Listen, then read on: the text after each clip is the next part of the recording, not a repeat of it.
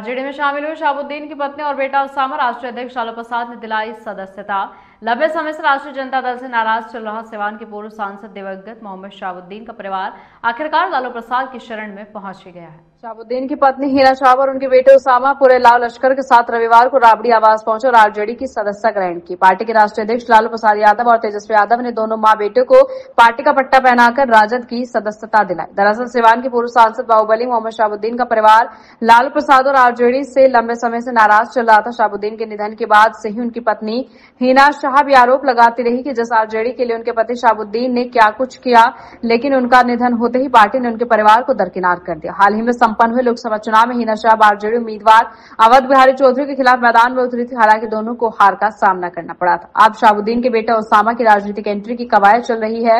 विभिन्न मामलों को लेकर विवादों में रहे पूर्व सांसद के बेटे उसामा जेल तक का सफर तय कर चुके हैं। जमीन कब्जा करने के मामले में जेल गए उसामा हाल ही में जेल से बेल पर छूटकर बाहर आए थे। बेटे के भविष्य को देखते हुए आखिरकार हिना शाह ने लालू की शरण में जाना ही उचित समझा और सारे गिले शिकवे भुलाकर दोनों मां बेटे ने आरजेडी की सदस्यता ग्रहण कर ली।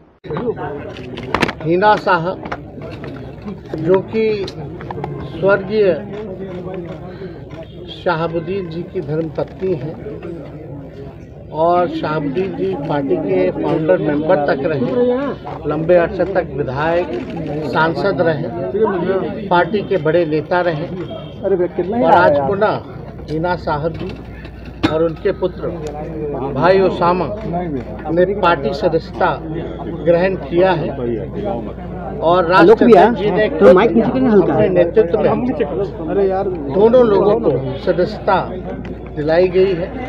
साथ ही सैकड़ों हजारों की संख्या में जो शहाबुद्दीन जी के, उसामा भाई के, हिना साहब के समर्थक रहे, उन सब ने भी जो है आज पार्टी की सदस्यता ली। बड़ी खुशी की बात है और मेरा विश्वास है कि इससे सिवान के साथ साथ पूरे बिहार में जो है पार्टी को मजबूती मिलेगी और जो हम लोगों की विचारधारा है धर्मनिरपेक्षता, सामाजिक न्याय, उस विचारधारा को मानते हुए हम सब लोग जो है इस विचारधारा को जन जन तक पहुंचाने का काम करेंगे।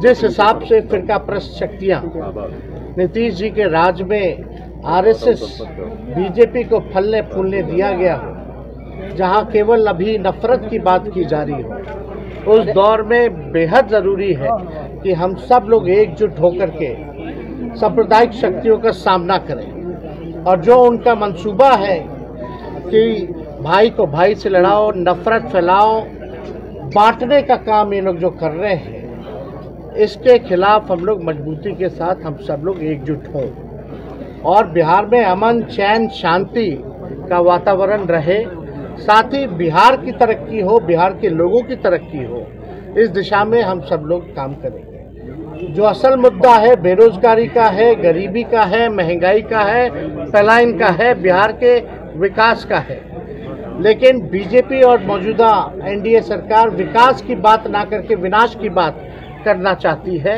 और उसी दिशा में वो लोग काम कर रहे हैं। बिहार की न्याय प्रिय जनता, ये बुद्ध की धरती रही, हमेशा से अमन, चैन, शांति का माहौल बना रहे, यही बिहार की जनता चाहती है। तो आज हम सब लोग एकजुट हुए हैं और सब लोग मिलकर के पार्टी को मजबूत करने का काम करेंगे और सांप्रदायिक शक्तियों को भगाने का काम करेंगे। बहुत बहुत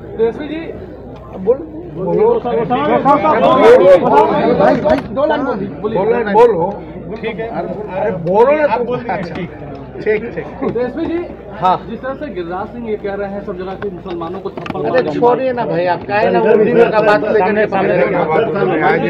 नेगेटिव नकारात्मक बात अच्छा लगता है क्या? इसका कोई मतलब है क्या? उनका कोई कहने का अर्थ है क्या? कोई वैल्यू है क्या? आप देखिएगा, इन लोगों का काम है नफरत फैलाना, जहर फैलाना।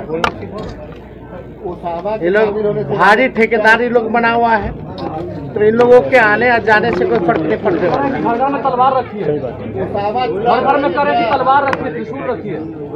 अब उनकी सरकार है, रखवाएं, जो करना है करें, इस पे क्या टिप्पी टपटी? चुनाव लड़ेंगे देखिए, पार्टी निर्णय करेगी। अगर लड़ना है तो लड़ना ही चाहिए, उसमें क्या? चुनाव लड़ेंगे क्या? है।